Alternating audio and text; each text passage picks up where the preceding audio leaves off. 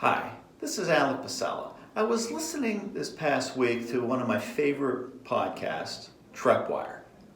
If you haven't checked this one out, gang, you need to. Really good, insightful, and timely information from our good friends at Trep. So shout out to my main people, Martha, Manis, Joe.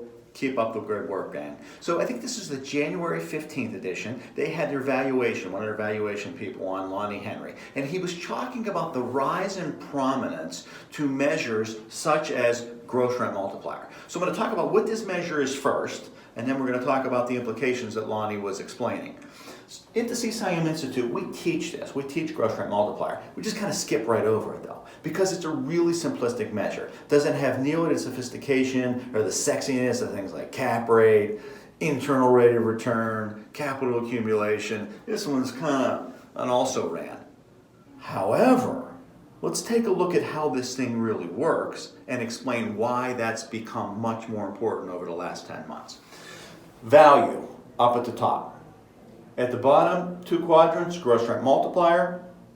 At one quadrant, potential rental income at the other. So the value is simply, using this measure, the gross rent multiplier, or a multiple, times potential rental income. So if you think about where we are in the cash flow model, gang, we're up at the very top, right? Potential rental income.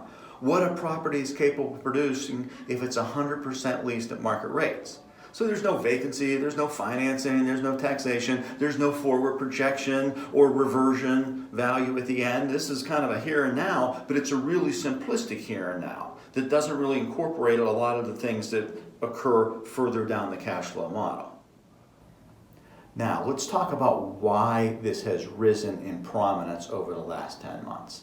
The primary reason is turmoil. Think about all the turmoil that's going on as you move down for potential rental income. Vacancy loss, credit loss, expenses. There's a whole lot of uncertainty there going on.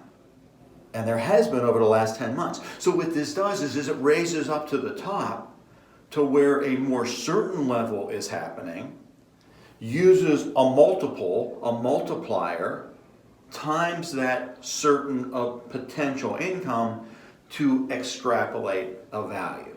Very interesting, and that's the point that Lonnie made. In times of uncertainty, when there's a lot of economic turmoil and a lot of property-specific turmoil and market turmoil, and we don't know what's going on down the cash flow model, the valuation cream certainly rises to the top.